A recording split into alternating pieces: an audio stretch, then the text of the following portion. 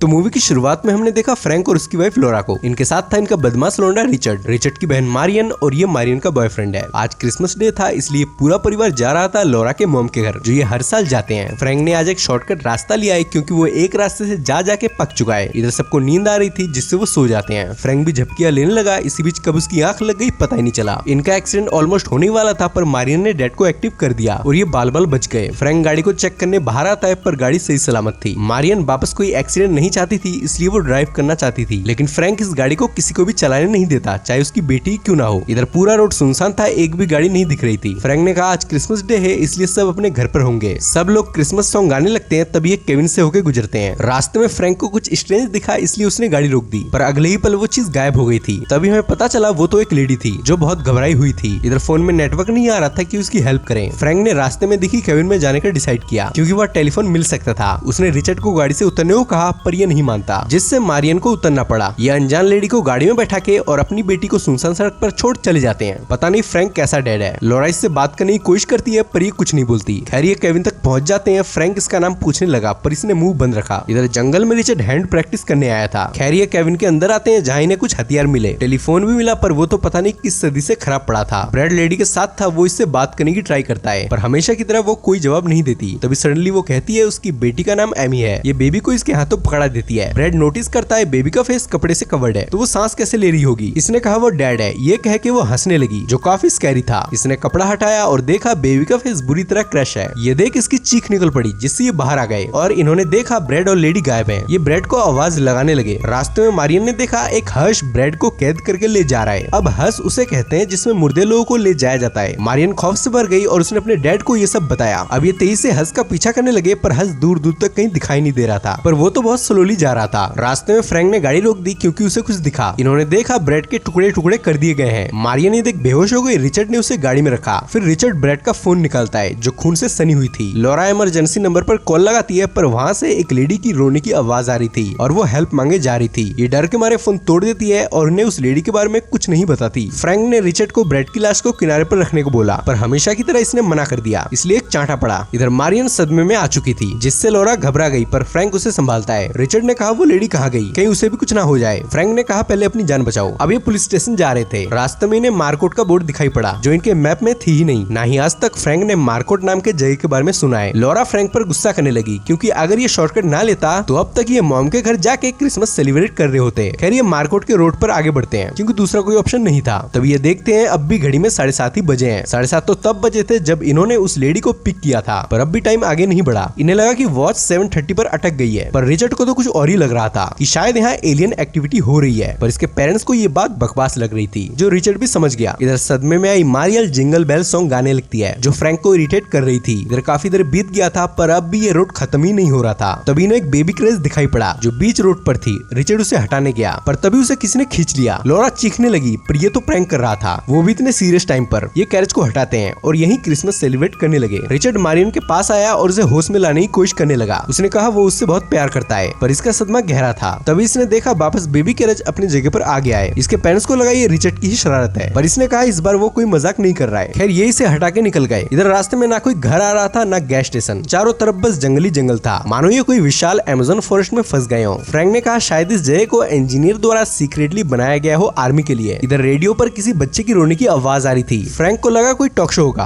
पर लोरा को नहीं। तभी दोनों में बहस होने लगी। फ्रैंक लोरा की माँ और भाइयों की बुराई करने लगा कि वो हमेशा उसे ताना मारते हैं। तभी इनका टायर ब्लास्ट हो जाता है। तभी मारियन ने कहा वो प्रेग्नेंट है। इधर ये सदमे पे सदमे दिए जा रही थी। फ्रैंक टायर बदलने लगा और रिचर्ड सुट्टा मारने जंगल में आ गया। फिर नाचने लगा। इसे कोई फर्क नहीं पड़ता कि ब्रेड की मौत हो गई, सिस्टर प्रेग्नेंट है और ये मुसीबत में है। खैर तभी वो व्हाइट ड्रेस वाली लेडी यहाँ आ गई इसे जन्नत दिखाने को। इसने रिचर्ड का होठ काट डाला। तभी इनके आगे से वही हंस गुजरती है जिसमें अब रिचर्ड था। ये उसके पीछे भागने लगे। तभी गाड़ी में बैठते वक्त फ्रैंक ने उस लेडी को देखा पर तभी वो गायब हो गई। ये हर्ष का पीछा करने लगे। तभी रास्ते में इन्हें रिचर्ड दिखा जिसे जलाकर मारा गया था। सबको बहुत दुख हुआ पर लोरा को ज्यादा ही। वो सदमे में आ गई और उसे लगा रिचर्ड जिंदा है और वो उल्टी सीधी बातें करने लगी। ये उसे गाड़ी में बैठाते हैं फिर थोड़ा शोक मनाते हैं। इन्होंने रिचर्ड की बॉडी को गाड़ी में रखा। फिर मारियन ने अपने फादर को बंदूक दी जो उसने इसे ही प्रेजेंस देने को खरीदा था। लोरा भूल गई थी कि उसका बेटा मारा गया और ये पाई खा रही थी। वापस ये मार्कोट के बोर्ड से होकर गुजरते हैं जिससे ये परेशान होने लगे। इनका दिमाग काम ही नहीं कर रहा था कि वापस ये बोर्ड कैसे आ सकता है। लोरा रिचर्ड की पेंटिंग बना के इन्हें दिखाने लगी। खैर फ्रैंक ने मार्लिन से कहा मैंने उस लेडी को वापस देखा था जब वो हंस रिचर्ड को ले जा रहा था तब ये उस लेडी को घोस्ट बताने लगा और कहता है मेरे दादाजी ने मुझे एक स्टोरी सुनाई थी। एक कपल बरसात की रात वेडिंग से अपने घर लौट रहा था, तभी उन्हें सुनसान रोड पर एक 5 साल का बच्चा दिखाई पड़ा जो घबराया हुआ था। उन्होंने उसे गाड़ी में बैठाया और पुलिस स्टेशन जाने लगे। तभी बच्चा उनके आगे से गायब हो गया और फिर उनकी कार का एक्सीडेंट हो गया, पर थैंकफुली कपल बच गए। खैर ये अनाप शनाप खाई जा रही थी जिससे इसे वॉमिटिंग होने लगी। तब इसके हाथों बंदूक लग गई जिसे ये खिलौना समझ रही थी। ये दोनों उसे रखने को कहने लगे पर ये उसके साथ खेलने लगी और उसने फ्रैंक को शूट कर दिया, पर वो बच गया क्योंकि गोली पैर में लगी थी। मारियन ने पैर में पट्टी बांध दी, फिर गाड़ी की चाबी मांगने लगी, पर अब भी ये उसे ड्राइव करने नहीं देता और पेन कम करने के लिए वाइन पिए जा रहा था। मारियन सो गई, फिर जब उसकी आंख खुली तो फ्रैंक गायब था। ये घबरा गई पर वो यहीं था। ये मैप को देखने लगते हैं ताकि कोई तो क्लू मिले यहाँ से निकलने का, पर कुछ नहीं मिलता। तभी ये भी बाहर आ जाती है और इसे यहाँ कुछ लोग दिखने लगते हैं। खैर ये आगे बढ़ने लगे, तभी रास्ते में लॉरा ने अपनी फ्रेंड जिनिन को देखा जो 20 साल पहले मर चुकी थी। तभी वो बाहर कूद गई। ये घबरा गए और इसे ढूंढने लगे,